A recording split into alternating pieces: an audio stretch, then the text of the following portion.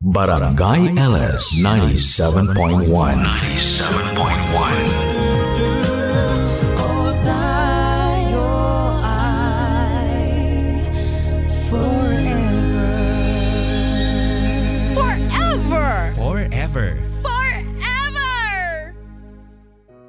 Dear Papa Dudut, una sa lahat ay maraming salamat sa inyo kung mapipili ninyong basahin ang aking kwento sa inyong programa na masugid kong pinakikinggan.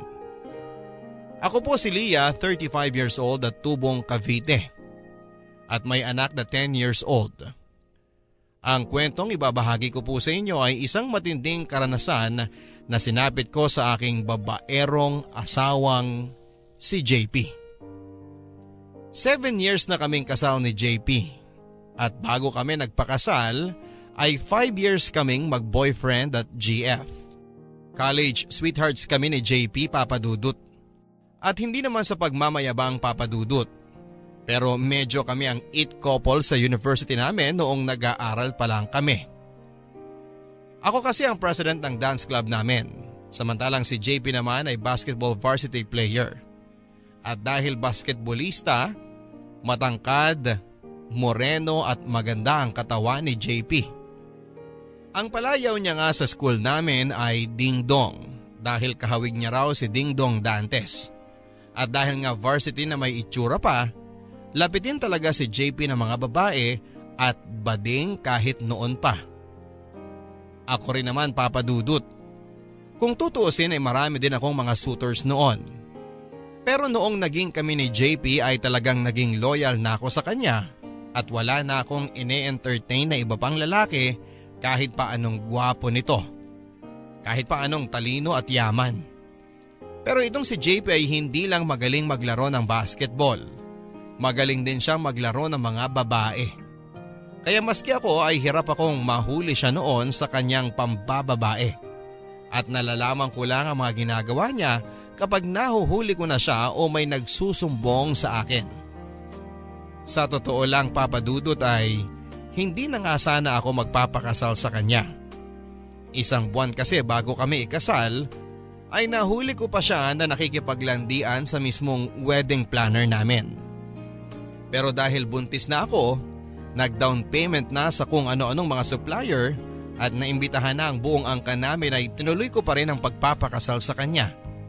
Ang ginawa na lang namin ay finire namin ang wedding planner at kumuha na lamang kami ng bago at the last minute. Marahil ay nagtataka kayo, Papa Dudut, kung bakit kahit na noon pa lamang ay niloloko na ako ni JP ay nagpapatawad at tinatanggap ko pa rin siya. Makarisma kasi si JP, Papa Dudut, at number 1 sa galing umiyak. Kaya sa tuwing nagkakamali siya at sinusuyo ako at nangangakong magbabago na siya habang umiiyak at nagmamakaawa, ay talaga namang umi-epekto sa akin at pinapatawad ko siya. Nakakalungkot at nakakahiyamang sabihin, Papa Dudut. Pero umabot ako sa puntong parang natanggap ko na yung maling kasabihan ng matatanda na okay lang mambabae ang asawa mo, basta ang mahalaga, sa'yo pa rin umuuwi. Ano na naman to, JP? Sino na naman tong Teresa na to? Wala lang yan. Kliyente ko lang yan. Kliyente? Kung kliyente yan, bakit ikaw ang binibigyan ng regalo? Naging magkaibigan na rin naman kami. Tapos meron siyang buy and sell na sideline. Kaya binigyan niya ako ng pabango. Wala lang yan sa kanya. Wala? Wala? Bakit may heart sign yung card? Magkaibigan nga lang kami. JP, binibigyan kita ng pagkakataon na umamin. Kung hindi, hihiwalayan na talaga kita. Wala nga kami ng babaeng yan. Sigurado ka ba dyan sa sagot mo? Oo. Sige ha. Wala kayo? Ano tong mga to? Ano yan? Mga screenshot ng landian nyo sa Facebook. What? Saan ang galing yan? Akala mo uubra sa akin yung paglilimit mo sa mga nakikita ko sa post mo? At mga tinatag ka? Ha? Ibigay mo sa akin yan! Eto! Sige! Isaksak mo sa baga mo! Tingnan mo kung gaano kagarapal yung babae mo. Pinapangalandakan pa sa mga kaibigan niya na hihiwalayan mo na ako? Nakabuyang-yang pa yung mga mukha niyo na nagde-date. Sorry, Lia. Hindi! Sawang-sawa na ako sa'yo. Pagod na ako. Kukuha ka na lang din kasi na magiging kabit, yung feeling influencer pa. Hashtag forever? Mag-hashtag forever kayo sa impyerno! Oo, ito! Kainin mo! Lia, please. Please, patawarin mo ko. Hindi! Ilang beses ko nang naririnig yan. Pero inuulit-ulit mo pa rin. 7 years old na tong anak mo hanggang ngayon. Hindi ka pa rin nagbabago. Lia, please. Hindi ko naman gusto yan eh. Ginagawa ko lang yun para sa inyo. Ano? Para sa amin? Buwang ka ba? Lia, oo, nagkamali ako. Mataas kasi ang posisyon niyan sa multinational company na pinapasukan niya. Kapag nakuha ko siya, sa akin na siya kukuha ng cellphone lines para sa mga empleyado nila. Ah, ganun. Eh di parang ibinibenta mo na yung sarili mo sa kanya. Nakakadiri ka. Alis na ako. Dadalhin ko na yung anak mo at kahit kailan, hindi mo na kami makikita. Lia, please! Itigil mo na yung ginagawa mo. Please, patawarin mo ako. Nagkamali ako. Bitiwan mo ako! Lia, please. Huwag mo akong iwan. Please, Lia. Mahal na mahal kita. Mahal na mahal ko kayo ng anak natin. Narinig ko na yan! Please, pagbigyan mo ako. Pangako, ito na ang pinakahuling beses na panghihinaan ako. Hindi ko na ito ulitin. Please, Lia. Patawarin mo ako. Mahal na mahal kita.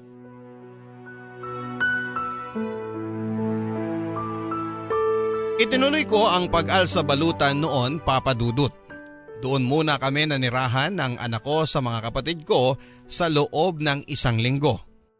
At dahil nga first time ko rin ginawa na tinutuo ko ang pag-alis ko, sa kabila ng mga pagmamakaawa na ginawa ni JP, ay naramdaman kong for the first time ay nagulantang talaga siya. Inaaraw-araw niya kaming pinupuntahan ng anak ko sa kapatid ko. Nagmamakaawa at umiiyak na patawarin ko na raw siya. At umabot na nga sa punto na kahit na galit na rin ang mga kapatid ko sa kanya, ay nauna pa silang naantig sa mga paandar ni JP kesa sa akin. Eventually ay bumigay na rin ako kay JP at pinatawad ko siya. At bumalik na rin kami ulit ng anak ko sa bahay namin. Sa pagkakataon na yon ay parang natauhan na nga ng kaunti si JP, Papa Dudut. Nakita ko na mas naging focus siya sa pamilya namin. At ayon sa pang-iisto ko sa babae niya, ay parang tinapos na nga nito ang pakikipagrelasyon niya sa babae. Para mas maayos ang samahan namin, ay sinuggest ng kapatid ko na bakit hindi kami sumali sa isang couples retreat. Holy Week kasi noon at nakita ng kapatid ko na merong isang church group na may gaganaping retreat sa Tagaytay. Noong una ay parang alangan pa si JP na sumama, pero nakumbinsi ko rin siya na sumama kami dito. Naging enlightening naman ang retreat na sinalihan namin ni JP, Papa Dudut. Nakatulong na for 4 days and 3 nights ay nagkaroon kami ng time ni JP sa isa't isa nang malayo sa trabaho, sa anak namin at sa sibilisasyon. Maraming mga activities sa retreat at nakatulong din ang malaki ang mga group sessions and sharings kung saan ay narinig namin ni JP ang sitwasyon ng iba pang mga couples na kagaya namin ay may mga pinagdadaanan din sa kanilang pagsasama. Pag-uwi namin ni JP sa Maynila ay parang na-refresh muli ang aming samahan. Bukod pa kasi rito ay personally din ay nakatulong ang retreat para mapagmuni-munihan namin ang aming mga pansariling goals na labas sa roles namin bilang mga asawa. Pakiramdam ko noon ay parang eto na nga ang simula ng panibagong chapter sa aming samahan, Papa Dudut. At akala ko ay napagtagumpayan na nga ni JP ang sakit niya sa pambababae. Pero 1 buwan lang matapos ng aming retreat ay nakaramdam ako na parang may ibang kinikilos na naman itong si JP. Ang una kong duda ay baka may babae na naman siya. Hindi ko kasi matiyak noong una dahil parang may kakaiba sa kilos niya. Hindi katulad ng dati na halos hindi ko madetect na may milagro siyang ginagawa. This time, may mga moments na nahuhuli ko siyang aligaga at balisa. At hindi nga nagtagal ay natuklasan ko, Papa Dudut, na meron naman pala itong ginagawang kabulastugan. Tingnan mo talaga tong JP na to, oh. Kakamadali na iwan yung cellphone. Saan ba yung nagri-ring na yon? Mr. Chen? Sagutin ko ba? Baka importante ito eh. Tawagan ko ba? Binago niya lock niya sa phone? Mr. Chen ulit. Babe! Nasaan ka na ba? Kanina pa ako dito! Malalobat na ako! Babe! Ma'am, wala po si sir dito. Katulong po ako. Naiwan niya yung cellphone niya sa bahay niya. Ha? Ano? Wrong number ata ako. Sorry!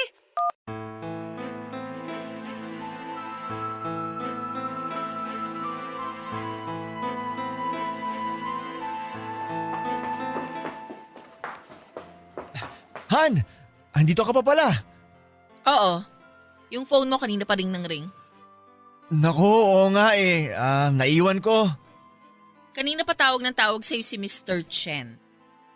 Ganun ba? Naku, oo nga eh. Kaya nga ako bumalik. May meeting kasi kami. Late na ako. Okay na. Sinabi ko na sa kanya na naiwan mo yung phone mo. Ha? Sinagot ko tawag ni Mr. Chen. Sabi ko, naiwan mo yung phone mo dito sa bahay at pasensya na. Nakausap mo siya? Oo. Bakit parang na-shock ka? Wala. Bakit hindi mo siya tawagan ngayon? Para magkausap kayo. Etong phone mo. Sige, mamaya na. Hindi, dito na. Tawagan mo na ngayon. Baka nag-aalala na yon. Mukhang malaking kliyente pa naman. Okay. Hi, Mr. Chen. Yes, sorry. Malilate. Aray!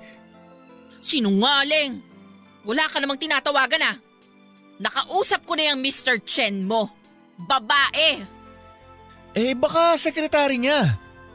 Ang sabi, nasaan ka na daw, babe? Baka yung sekretary niya na mali lang ang tawag. Yung sekretary niya? Ginagamit ang phone ni Mr. Chen? Hoy, Juan Paulo! Huling-huli ka na. Nagpupumilit ka pang magpalusot. Hayop ka talaga! Han, please! Huwag mo akong mahanhan! Paritrit-retreat pa tayo? Maski ang Diyos hindi tumatalab dyan sa pambababae mo! May sa demonyo ka na! Han, please! Pag-usapan natin to! Hindi! Tapos na tayo! Han, please! Sige na, aaminin ko na. Nagkamali na naman ako. Han, please, huwag mo akong iwan. Please! Tama na! Pagod na ako sa'yo! Leah, wait. Pakinggan mo muna ako. Charm. Charm ang pangalan niya. Leah, gusto ko nang kumawala sa kanya pero ayaw niya akong i-let go. Hindi ako maniniwala sa'yo! Han, please. This time, nagsasabi na talaga ako ng totoo. Natatakot ako sa kanya eh. Nagtathreaten siya magpapakamatay kung iiwan ko siya. Eh di wag mong iwan, doon sa kanya! Han, please. Please, parang awa mo na. Huwag mo ko iwan. Ikaw ang mahal ko. Ayoko sa kanya. Mahal na mahal ko kayo ng anak natin. Katulad ng huli kong ginawa, Papa Dudut, ay nag-alsabalutan ako at tumira muna sa mga kapatid ko. Wala na nga sana talaga akong balak na makipagbalikan pa kay JP. Pero kita ko na this time, yung pagmamakaawa niya at pakikiusap na tanggapin ko siya ay may halo ng depresyon. takot at pagsisisi. Dito na ako napaisip na parang hindi lang basta-bastang relasyon ang kinasangkutan niya sa babaeng yon. Binigyan ko ng pagkakataon si JP na magpaliwanag. Isang araw nang nagpunta siya sa amin ay hinarang ko na siya at kinausap. At doon ko na nga nalaman ang nangyari sa kanila ng charm na yon. And it turns out, Papa Dudut, na yung charm na yon pala yung charm ng isa sa mga participants doon sa inatinan naming couples retreat ni JP. Doon pala sila nagkakilala. Pero nang pumunta yon doon ay kasama pa niya ang asawa niya. Ang ipinagtaka ko nga ay naaalala ko nang nag-sharing sila ng asawa niya. Ang nakuha ay ang lalaki ang gustong makipaghiwalay doon sa charm. Ramdam ko na wala ang loob ng lalaki na yon habang nasa retreat kami. At parang yung charm ang mas desidido pa na magkaayos sila. Kaya gulat na gulat ako nang sabihin ni JP na yon ang bago niyang kalaguyo. Ang nangyari pala, isang beses na nagkausap sila ni JP sa retreat na yon. At parang na-in love at first conversation daw sa kanya yung babae. Ito namang magaling kong asawa dahil napansin niyang parang madali niyang makukuha ang loob ng babae ay nag-take advantage siya.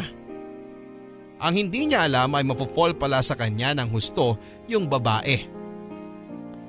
Lampas isang linggo mula nang una silang mag-date ng charm na yon ay tuluyan na raw itong nakipaghiwalay sa asawa niya. At hindi daw akalain ni JP na magiging sobrang clingy nito. Halos araw-araw daw nitong gustong makipagkita sa kanya. At nang tumagal nga ay hinikayat na rin daw siya nito na makipaghiwalay sa akin at sa kanya na raw sumama. At nung sinubukan daw ni JP na makipaghiwalay dito ay nagwala daw ito at nagthreaten na magpapakamatay. Hindi na raw nahimasmasan si JP at na-realize niya kung gaano kalaking gulo ang pinasok niya. At dahil nga pinutol ko na ang lahat ng communication ko kay JP ay nawalan na rin ako ng balita tungkol sa kanya. Nag-iwan pa ito ng kung ano-anong regalo at pagkain para sa amin. Pero nagbilin ako sa kapatid ko na huwag yung tanggapin. Minsan ay inaabangan din kami ni JP sa school ni Tenten sa oras ng pagsuntuko sa anak namin. Pero hindi ko siya pinapansin at itinuturing ko siyang invisible. At kahit na umiiyak ang anak ko minsan dahil namimiss daw niya ang papa niya, tinitiis ko yon, Papa Dudut. Ang ipinaliwanag ko na lang sa bata ay may kasalanan na ginawa sa amin ang papa niya. At maipapaliwanag ko lang yon sa kanya kapag nasa tamang edad na siya. Ayon sa ate ko ay may 3 linggo din daw na punta ng punta sa bahay ng ate ko si JP para hanapin kami. Pero nang tumagal, siguro ay napagod na rin siya. Kaya padalang ng padalang ang pagbisita raw niya kina ate. Aaminin ko sa inyo, Papa Dudut, namimiss ko rin si JP sa kabila ng lahat ng ginawa niya sa akin. Mahal ko pa rin naman siya at napakahirap din namang pigilan ang damdamin ko. Lalo pat napakatagal naming nagsama. Pero tinibayan ko ang loob ko dahil natuto na ako. And in a way ay gusto ko rin siyang parusahan. Nabuhay kami ng tahimik ng anak ko sa loob ng 2 buwan, Papa Dudut. Pero isang araw ay nagulantang ako nang may biglang lumapit sa amin sa restaurant nang patapos na kaming mag-dinner ng anak ko. Walang iba kung hindi si Charm. Waiter, pakibigay na yung bill namin please. Hi, Leah. Charm. This must be Tenten. Tenten, come here. Huwag mong hahawakan ng anak ko. Ang kapal na mukha mo magpakita dito. Wait, I know what you're all thinking. Alam ko masama ang tingin ninyong lahat sa akin dahil sa mga lumabas na photos, pero biktima lang din ako. Anong pinagsasasabi mo? Ikaw mismo nag-upload nun. Hindi ako. Hindi ko rin kilala kung sinong nag-upload ng mga yon. Sinungaling ka. Please, hindi ako nagsisinungaling. Kaya nga ako lumapit sa inyo para magkausap tayo. Umalis ka na. Ate, sige na. Dalhin mo na muna si Tenten sa kotse. Doon na muna kayo. Leah? Sige na ate. Gusto ko rin magkausap kami. Sigurado ka ba dyan, Leah? Oo ate. Doon na kayo ni Tenten muna sa kotse. Susunod na lang ako. O sige. Pero tandaan mo, Charm ha. Kitang-kita ko kayo sa bintana ng restaurant na to sa labas. Nakamasid ako sa inyo. Huwag mong susubukang gumawa ng kahit na ano kung hindi pagsisisihan mo. Paano mo nalaman na nandito kami? Ini-stalk mo kami? No, hindi Leah. Nagkataon lang na nakita kita dito. Ang alam ko baka ito yung only chance para makausap ka kaya nilakasan ko na yung loob ko. Kung may sasabihin ka, bilisan mo na. Leah, kagaya ng sinabi ko, hindi ako ang nag-upload ng mga pictures and videos na yon. Eh kung hindi ikaw, sino? Hindi ko rin alam, Leah. Hindi ako naniniwala. Niloloko mo ko. Ikaw ang nag-upload nun. Leah, paniwalaan mo ko. Alam ko mali yung ginawa namin ni JP. Nagkasala kami, pero tinapos na namin yun. Maski nga ako, nasira dahil sa mga pictures na yun. Wait, nasira? Ha? Huwag mong gamitin ang salitang yun, Charm. Dati ka nang sira. Ang kaibahan lang, ngayon, mas marami nang nakakaalam sa pagiging kabit mo. Pero ang hindi ko mapapatawad, yung pati kami. Ako, nasira ang reputasyon dahil sa kataksilan ninyo ni JP. Leah, please, patawarin mo na kami. Tinapos na namin yun. Kamusta na nga pala kayo ni JP? Matagal ko na siyang hiniwalayan. At sinabi ko nga sa kanya na iyong-iyo na siya at ayoko na sa kanya. Leah, hindi mo naman kailangan gawin yun. Wala akong pakialam. Pareho kayong makasalanan. Magsama kayo sa impyerno. So, hindi na kayo nagkabalikan ni JP? Teka, ano bang pakialam mo? Concerned lang ako, Leah. Tinapos na kasi namin yung sa amin eh. At wala na rin akong balita sa kanya. Hindi niya na rin ako kinokontakt. Kaya sana magkabalikan na kayo. Don't patronize me, Charm. Iyong-iyo na yung si JP dahil basura siya at basurahan ka!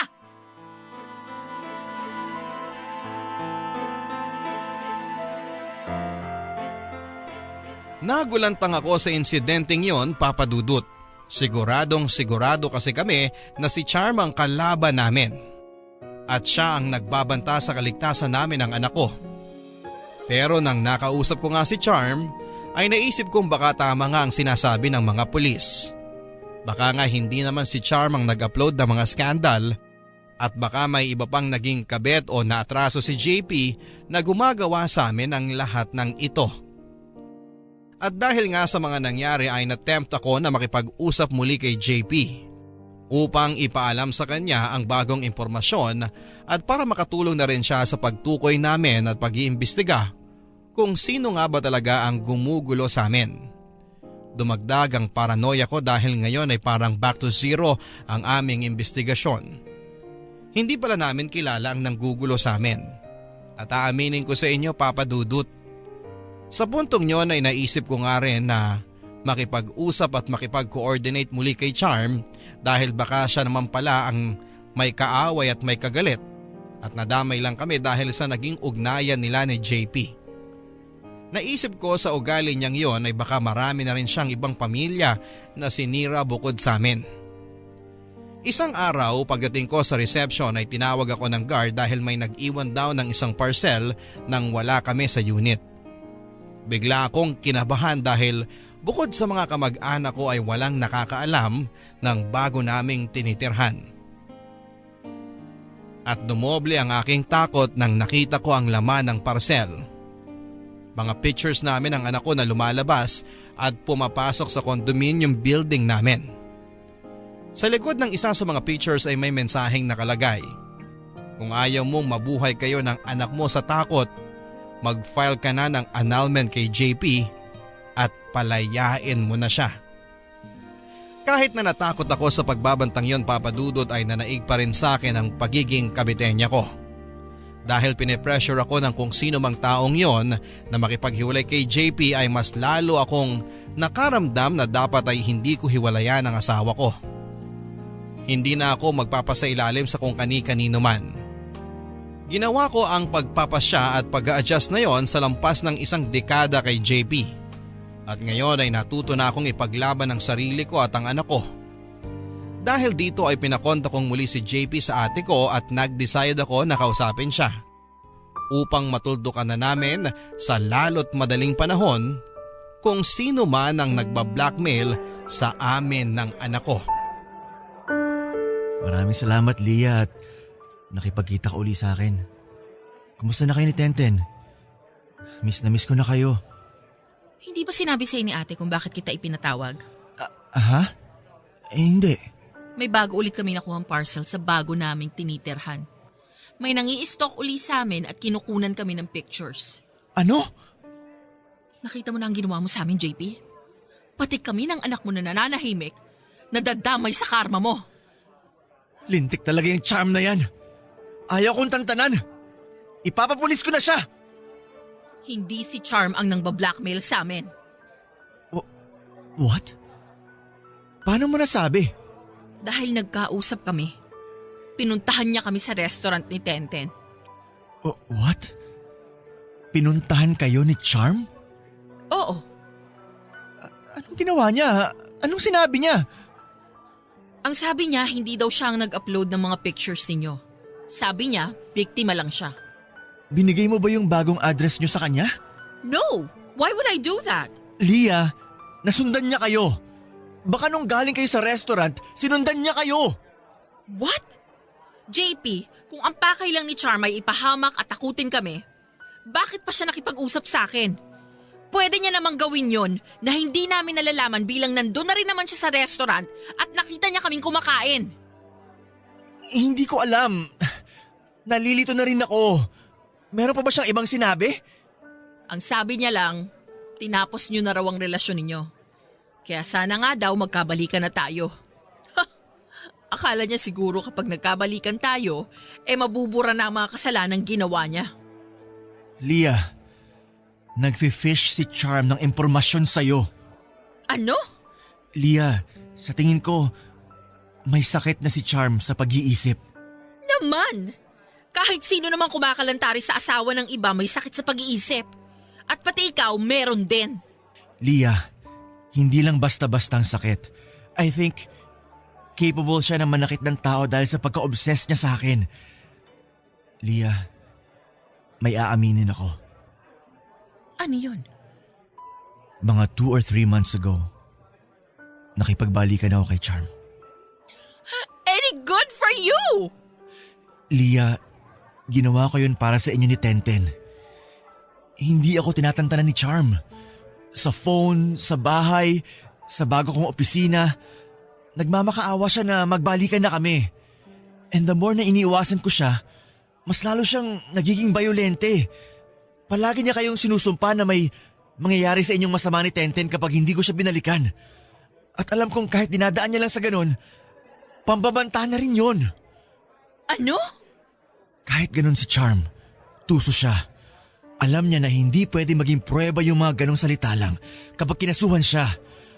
Alam niya rin kasing marami akong mga naging babae dati na pwede maging suspect sa mga nangyayari ngayon.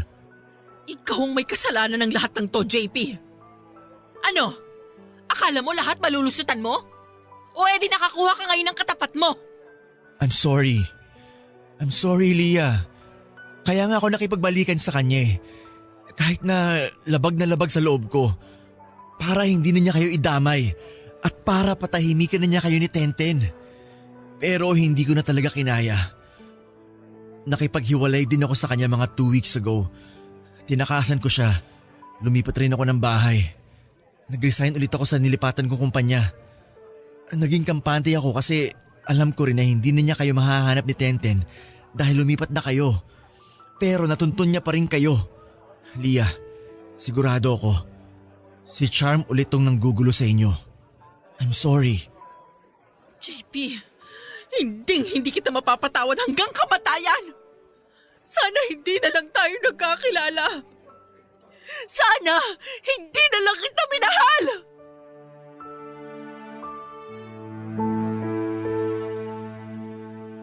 Hindi ko alam kung ano ang mararamdaman ko matapos ng pag-uusap naming yon ni JP Papadudut.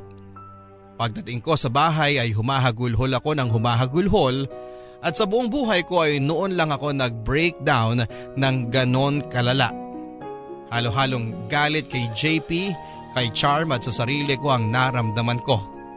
And at the same time ay matinding sakit at lungkot din ang nararamdaman ko dahil finally, nag-sink in na sa akin na hindi ko talaga mapapatawad si JP. Our marriage has failed. Pero ang masaklap, sa kabila ng lahat ng ginagawa niya ay mahal ko pa rin si JP. Ang sakit-sakit pa rin na malaman na sumama ulit siya at nakipagsiping siya kay Charm. Yun ay kahit pa sinasabi niya na para sa kapakanan namin ng anak ko ang ginagawa niya. At dahil sa pag-uusap naming dingyo ni JP ay na-realize ko na baka nga si Charm talaga ang nanggugulo sa amin. Pero sa totoo lang Papa Dudut, dahil din sa paulit-ulit na panloloko sa akin ni JP, ay hindi ko na alam kung sino ang paniniwalaan ko. Ang gulo-gulo ng lahat. At sa puntong yon, kahit na nagkaroon din ako ng tampo sa Diyos, ay pinagpasakanya ko na ang lahat at ang kahihinatnan ng aming sitwasyon. Matapos ikwento sa akin ang lahat ng ito ni JP, ay hindi ko na alam kung ano ang dapat kong maramdaman Papa Dudut.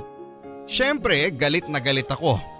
Pero may bahagi din sa akin na natutuwa dahil sa wakas ay nakakuha na si JP ng karma niya.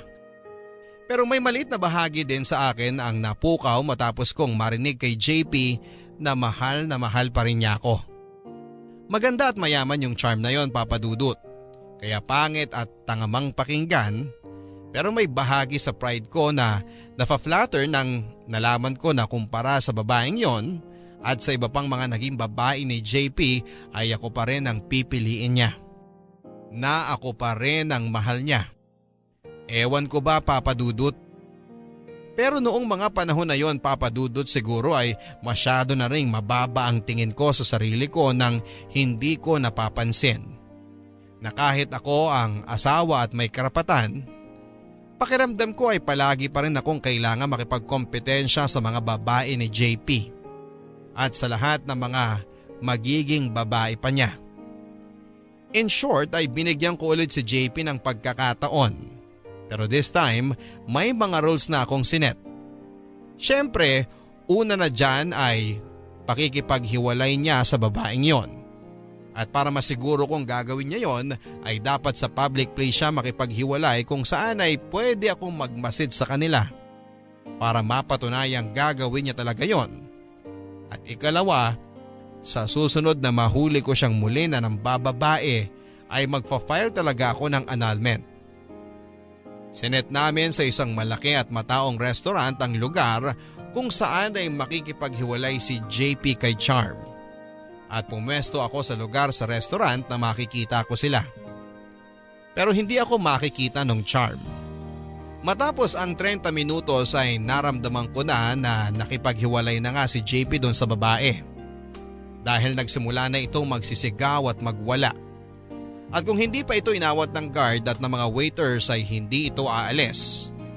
Ang huling sinigaw ng babae bago umalis ay walang ibang pwedeng makinabang sa iyo JP. Ako lang. Kahit na nagtitimpi na rin ako na puntahan at awayan ng babae na yon, sa puntong yun ay nakaramdam ako ng kakaibang takot. Naramdaman ko na parang may mali na sa pag-iisip ng babaeng ito. At ilang araw lang matapos ang insidenteng yon, ay nalaman ko na nga na totoo ang kutob ko. May malaking pinasabog si Charm sa aming lahat.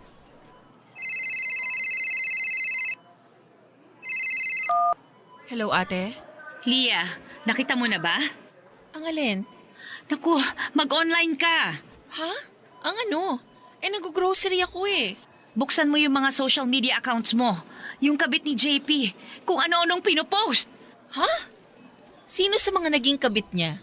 Hindi ko kilala. Mukhang fake account ang gamit eh. Bakit anong sinasabi sa mga post? Nag-post ng maraming mga picture at video scandal nila ni JP. Ano? Oo, nakatag si JP at nakatag ka. Ha? Teka, sige, i-check ko.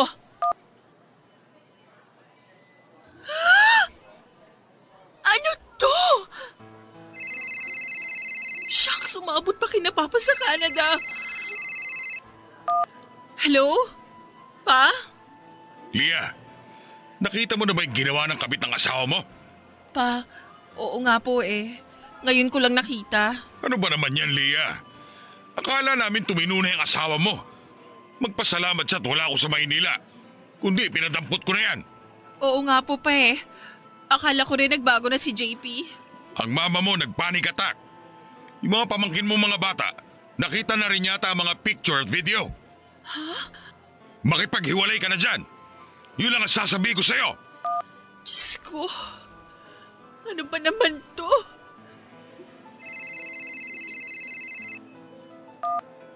Han, Ano? Nakita mo na yung ginawa ng charm na yan?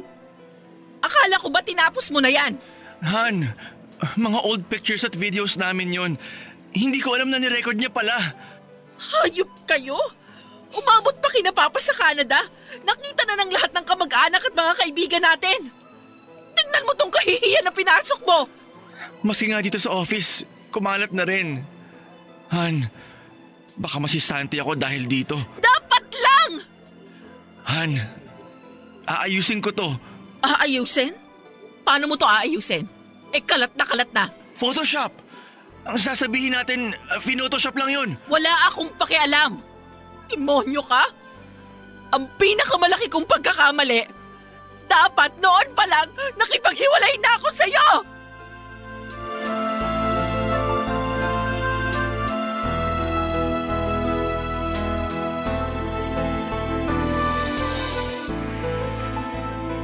Nag-mass report kami sa fake account na ginamit ni Charm Papadudut. At sa kabutihang palad ay close naman ang account na yon. Pero kahit na ganoon pa man ay nasira na kami ng husto sa mga kamag-anak at kakilala namin. At kagaya nga ng inaasahan ay nasisante rin si JP sa opisina niya. Kakasuhan sana namin si Charm pero dahil sa fake account nga ang ginamit niya para mag-upload ng mga videos at pictures na yon ay nahirapan kami para humanap ng pruweba. Sa aking pag-iimbestiga ay bago ko pa nahuli si JP at si Charm ay inad na pala ako ng fake account na yon sa mga social media accounts ko. Ang ibig sabihin ay matagal na rin pala itong ginagamit ng babae para magmasid at makakuha ng impormasyon tungkol sa amin. Doon ko na-realize na dapat nga talaga ay hindi basta-basta nag-a-add ng mga tao na hindi mo naman kilala sa social media. Dahil kagaya nga ng nangyari sa amin, ay yon ang naging paraan para masira kami. Nakakapanlumo dahil sa simpleng bagay na pagkakamali kong yon ay napakalaki ng naging masamang epekto sa aming buhay. Hindi na rin kami bumalik ng anak ko sa bahay namin ni na JP. At doon na lamang kami na malagi sa bahay ng mga kapatid ko. Si JP naman tulad ng dati ay halos araw-araw pa rin kaming pinupuntahan sa bahay para magmakaawa na patawarin na siya. At nangakong magbabago na raw talaga siya. Matapos daw ng insidenteng yon ay natutunan na niya ang kanyang lesson. Kaya't hindi na raw niya talaga ito uulitin pa. Pero sa pagkakataon na yon Papadudot ay tinagasan ko na ang sarili ko. Tiniis ko si JP at hindi ko siya pinatawad at tinanggap. Pero kahit na gusto ko ngang makipaghiwalay na talaga kay JP at makapag-move on na sa lahat ng nangyari sa amin, ay hindi tumigil si Charm sa panggugulo sa amin.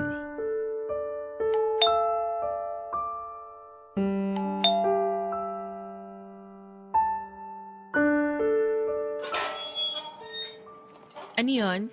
Delivery po para kay Miss Lia. Delivery para sa akin?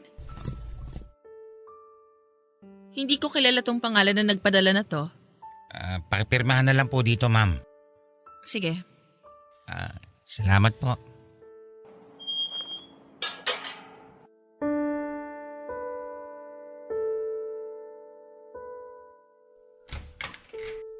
Ate, May kakilala ka bang Ronnie?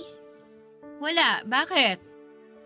May nagpadala kasi sa akin itong parcel eh. Hindi ko naman kilala. Shucks, nakakatakot yan ha. Pero baka naman kung ano lang yan. Buksan ko ba? Sige, hindi naman siguro bomba yan dahil sa envelope lang nakalagay. Sige na nga, buksan ko na. O bakit? Ano ba yan? Sino itong nagpadala na to? At saan niya nakuha yung mga pictures namin? Lia, ano yan? Mga kuha sa'yo kapag sinusundo mo sa school si Tenten? Hindi lang yun, ate. Ito pa mga pictures namin sa mall, sa children's party, sa simbahan.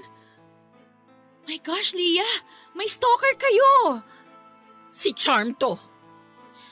May sulat. Pakawalan mo na ang asawa mo para sa kapakanan mo at ng anak mo. Nagmamahalan kami ni JP. Isumbong mo sa pulis. Leche talaga yung JP na yan. Kahit nahiwalay na kami, ayaw kaming tantanan ng Charm na yan.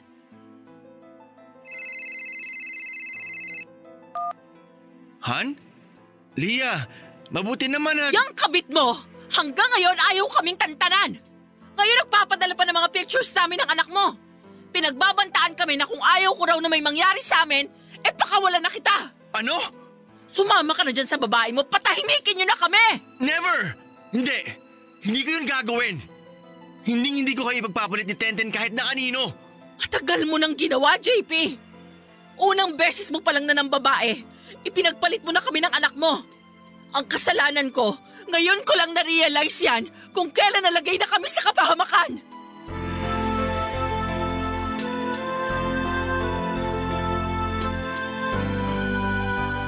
Nireport namin sa pulis ang nangyari sa amin, Papa Dudut. Pero dahil maingat at tuso nga si Charm ay wala namang kaming konkretong ebidensya na pwedeng ihain laban sa kanya. At nang tinanong kami ng pulis kung si Charm lang daw ba ang pwedeng gumawa sa amin noon, ay hindi rin kami masyadong makasagot ni JP.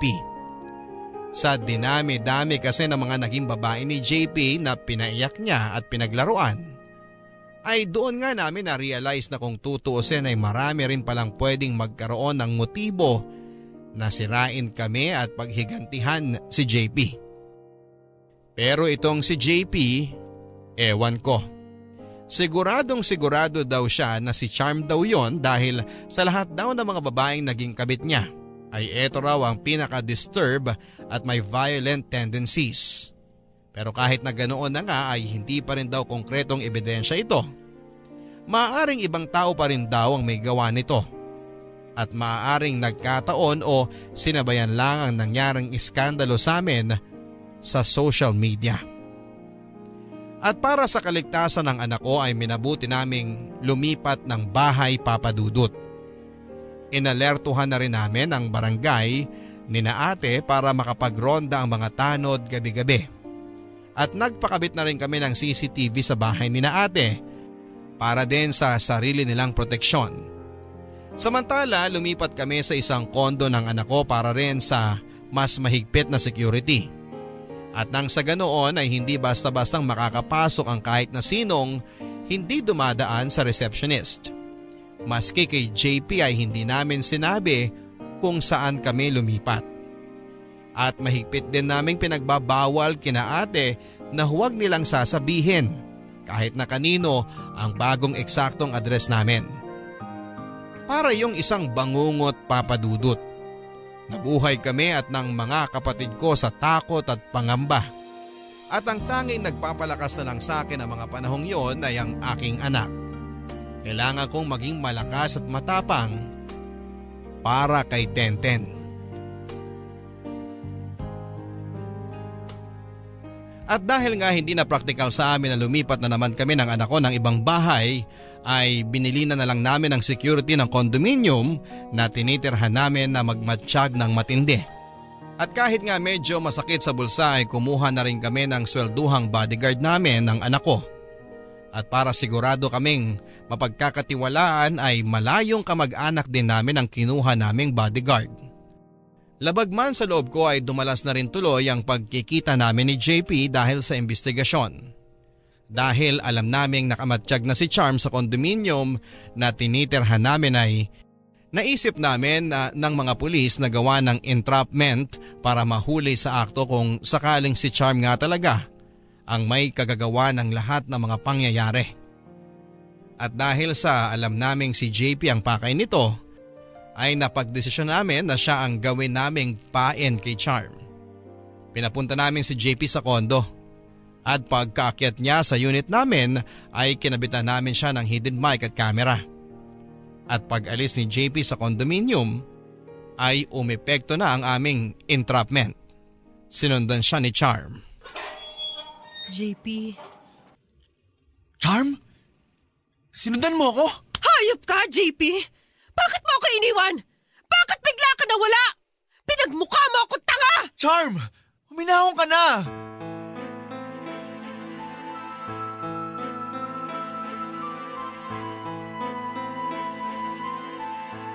Anong akala mo sa akin? Laruan mo?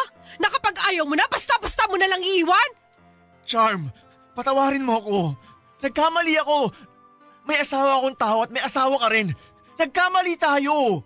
JP, kahit naman may mga asawa tayo nagmamahalan, di ba? Walang mali sa ginawa natin. Nagmamahalan tayo. Charm, si Leah ang mahal ko. I'm sorry.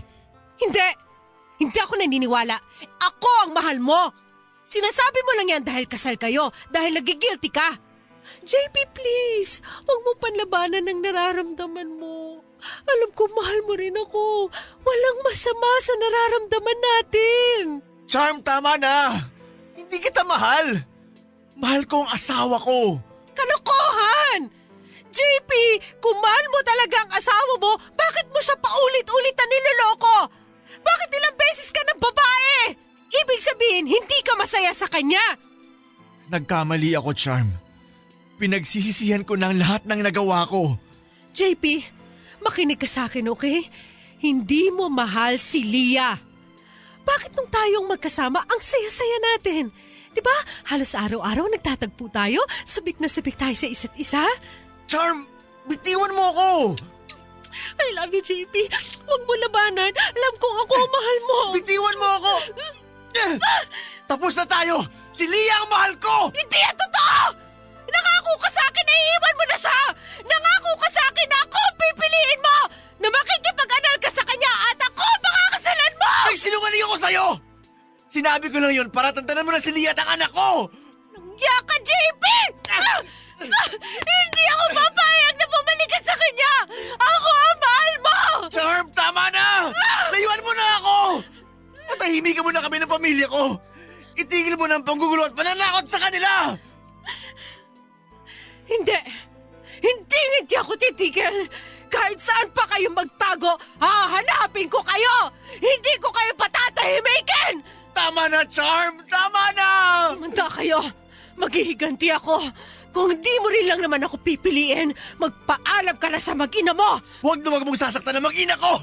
Ipapapulis kita! Ha? Akala mo matatakot mo ako? Wala akong pakialam kahit na makulong pa ako! Maghihiganti ako! Magunahan na lang tayo sa impyerno! Itago mo yung mag-ina mo! Tulungan niyo ako! Miss, sumama kayo sa amin. Ha? Bakit may polis dito? Walang giya ka talaga, JP! Tandaan mo, pagbabayaran mo to! Miss, ibaba mo yung kutsilyo! Huwag kayong lalapit! Kundi tataro ko to sa leg ni JP! Ma'am, pag-usapan natin ito. Hindi! Papatayin ko siya! Kahit patayin mo ako ngayon, handa ako mamatay para sa pamilya ko! Nungga ka! Sige, ako na lang ang magpapakamatay! Ma'am, huwag mong gagawin yan! Dali, isugod sa ospital!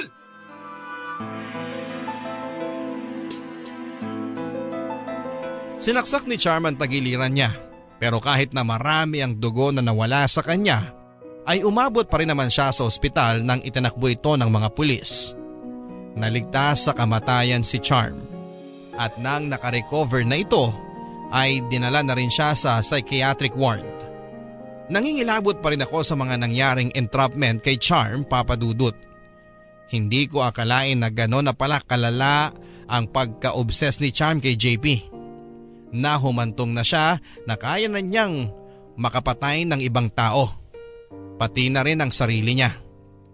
Gayunpaman ay nagpapasalamat ako sa Diyos at natapos na rin ang paghihirap naming mag-ina. Nahuli na si Charm at sa ngayon ay ligtas na kami sa kapahamakan. Ilang linggo matapos ang insidenteng yon ay unti-unti na rin kumalma ang puso ko, Papa Dudut. Yung galit at takot kay Charm dati ay parang napalitan ng awa para sa kanya. Lalo pa nang nalaman kong lumala daw ang sakit nito sa pag-iisip. Gayunpaman ay nag-decide ako na mas makakabuti at makakasiguro ako sa kaligtasan naming mag-iina kapag nag-migrate kami sa Canada. At kahit din natuldukan na ang madilim na pangyayaring yon sa aming buhay mag-asawa, ay minabuti ko rin na hindi makipag-reconcile kay JP, Papa Dudut. Ang sabi ko sa kanya ay kailangan ko ng space para makapag-isip at makapag-decide kung tatanggapin ko ulit siya. Pero nang nag-decide ako na lilipat na kami sa Canada ni Tenten ay kinausap ko ng maayos si JP. Kahit naman kasi papaano, siya pa rin ang ama ng anak ko. JP, kaya ako nakipagkita sa'yo kasi may sasabihin akong mahalaga. Ano yun, Leah? JP, nagdesisyon na ako na mas makakabuti kung mag-migrate na kami ni Tenten sa Canada. Ha? JP, hindi biro yung nangyari sa atin. Nalagay kami sa kapahamakan. At alam kong galing sa may kayang pamilya si Charm. Maaari ngayon ligtas kami. Pero natatakot ako na balang araw balikan niya kami. Naiintindihan ko. Pero Leah, paano tayo? I'm sorry, JP. Pero sa ngayon, hindi ko pa kayang patawarin ka. Leah, please. Mahal na mahal ko kayo ni Tenten. Nagsisisi na ako. Nakita mo naman, ibinuwis ko na nga ang buhay ko para sa inyo. Alam ko. Salamat. Pero JP, sana ma-realize mo rin na hindi naman tayo dapat humantong sa ganito eh. Kung naging mabuti at tapat na asawa ka lang. At kung noon pa, hindi ko na kinunsinti ang pambababae mo. Leah, patawarin mo ako. Alam ko na ng babae ako dati pero natuto na ako. Hindi ko na yun uulitin. Matapos na nangyari sa atin, hindi ko na rin kayang mambabae ulit. Pero JP, tingnan mo. Pakinggan mong sarili mo. Yan bang sinasabi mo? Natuto ka na? Hindi ka naman bababae? Nagmula sa totoong pagmamahal mo sa akin? O dahil sa trauma na dinanas mo? Leah naman, huwag mo naman akong gantuhin. Mahal kita. Paniwalaan mo ko. Hindi ko kayang mawala kayo sa buhay ko. Alam mo, JP, naaalala ko pa rin yung narinig ko na sinabi ni Charm dun sa entrapment eh. Kung mahal mo talaga ako, bakit paulit-ulit mo nga akong niloloko? Bakit never akong naging sapat sa iyo? Dahil tanga ako. Hindi ko na-realize dati na nasa akin na pala ang lahat. At dahil sa kababahon ko, kahit na may asawa at pamilyado na ako, kailangan ko pa rin maramdaman na may nakakagusto pa rin sa akin mga babae. Naging tanga at makasarili ako, Leah. Patawarin mo ko. Yung pagpapatawad, siguro balang araw magagawa ko rin, JP. Pero yung tanggapin kang muli bilang bahagi ng buhay ko, namin ng anak mo, parang huli na. Leah, please. Huwag mo namang sabihin yan. Leah, maghihintay ako. Kahit gaano pa katagal, papatunayan ko na nagbago na ako. Papatunayan ko sa inyo ni Tenten na mabuting asawa at ama na ako. Na mabuting tao na ako. JP, sinasabi mo lang yan ngayon. Leah, pinapangako ko. Maghihintay ako. Paano kung nakapagdesisyon na ako? Paano kung hindi na kita tanggapin pa kailanman? Then I probably deserve it. Leah, mahal ko kayo. Sige, kahit di na kayo bumalik, kahit di na tayo magkaayos, lagi mo tatandaan na nandito lang ako. Umaasa. JP, huwag mo na akong pahirapan. Sige, alis na ako. Leah, please. Please, wag muna. 15 minutes. 10 minutes. Sige, kahit na 5 minutes lang. Dito ka muna. Stay with me. Hawakan mo tong kamay ko. Please. Thank you. Thank you, Leah. Hayaan mo muna ako na maalala ko itong mga huling minuto nating ito. Ang pakiramdam ng kamay mo na nakahawak sa kamay ko. Dahil baka ito na ang huling sandali na magagawa ko to.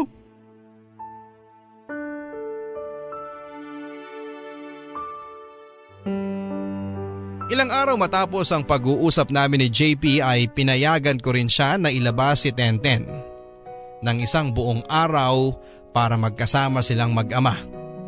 Hindi na rin ako sumama sa kanila dahil natakot ako na baka magbago pa ang isip ko sa pagpunta namin sa Canada. Lalo na ang desisyon ko na maghiwalay na kami ni JP.